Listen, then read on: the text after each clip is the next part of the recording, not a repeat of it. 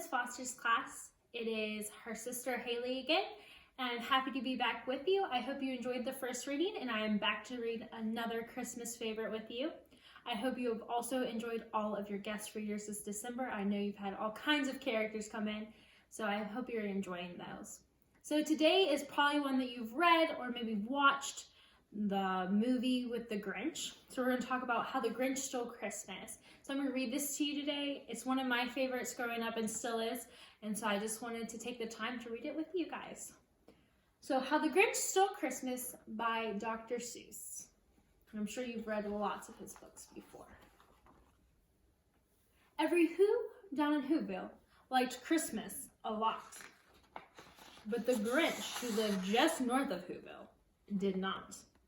The Grinch hated Christmas, the whole Christmas season. Now please don't ask why. No one quite knows the reason. It could be his head wasn't screwed on just right. It could be, perhaps, that his shoes were just too tight. But I think that the most likely reason of all may have been that his heart was 2 sizes too small. But whatever the reason, his heart or his shoes, he stood there on Christmas Eve, hating the Whos, staring down from his cave with a sour, grinchy frown at the warm-lighted windows below in their town. For he knew every Who down in Whoville beneath was busy now hanging a mistletoe wreath. And they're hanging their stockings, he snared with a sneer. Tomorrow's Christmas, it's practically here. Then he growled with the grinchy fingers nervously drumming. I must find a way to stop Christmas from coming. For tomorrow he knew. All the Who girls and boys would wake bright and early. They'd rush for their toys. And then, oh the noise, noise. That's one thing he hated, the noise. And then the Whos, young and old, would sit down to feast. And they'd feast, and they'd feast, and they'd feast. They would feast on Who pudding and rare Who roast beast, which was something the Grinch couldn't stand in the least. And then they'd do something he liked least of all. Every Who down in Whoville, the tall and the small, would stand close together with Christmas bells ringing.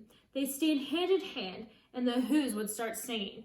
And they'd sing, and they'd sing, and they'd sing. And the more the Grinch thought of the Who Christmas sing, the more the Grinch thought, I must stop this whole thing. Why, for 53 years I've put up with it now. I must stop Christmas from coming. But how? Then he got an idea, an awful idea. The Grinch got a wonderful, awful idea. I know just what to do, the Grinch laughed in his throat, and he made a quick Santa Claus hat and a coat, and he chuckled and clucked. Oh, what a great Grinchy trick!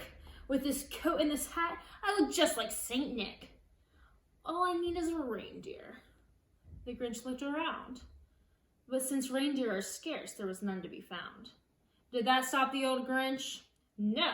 The Grinch simply said, if I can't find a reindeer, I'll make one instead. So he called his dog Max, and he took some red thread, and he tied a big horn on top of his head. Then he loaded some bags and some old empty sacks. On a ramshackle sleigh, he hitched up old Max. Then the Grinch said, giddy up! And the sleigh started down toward the homes where the Whos lay a snooze in their town. All their windows were dark, quiet snow filled the air. All the Whos were all dreaming sweet dreams without care. When he came to the first little house on the square, this is stop number 1, the old Grinchy Claus hissed, and he climbed to the roof, empty bags in his fist. Then he slid down the chimney, a rather tight pinch, but if Santa Claus could do it, so could the Grinch. He got stuck only once for a moment or two, then he stuck his head out of the fireplace flue, where the little Who stockings all hung in a row. These stockings, he grinned, are the first thing to go.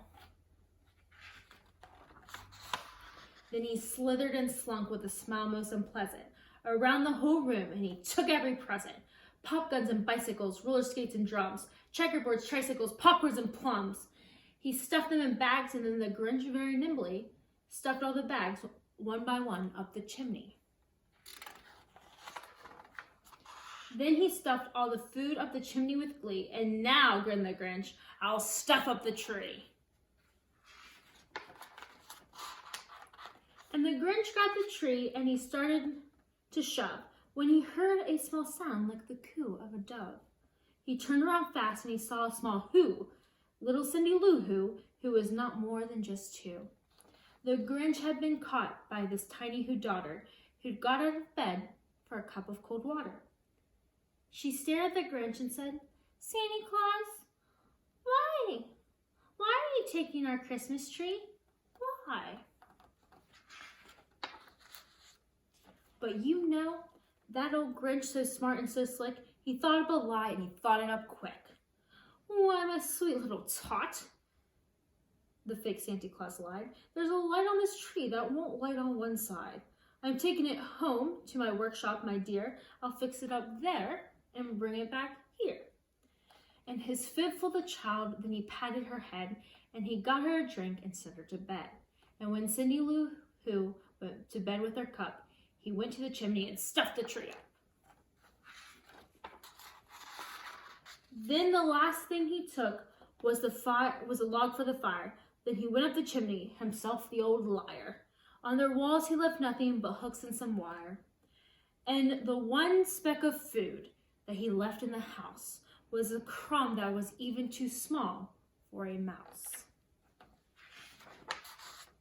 Then he did the same thing to the other Who's houses, leaving crumbs much too small for all the other Who mouses.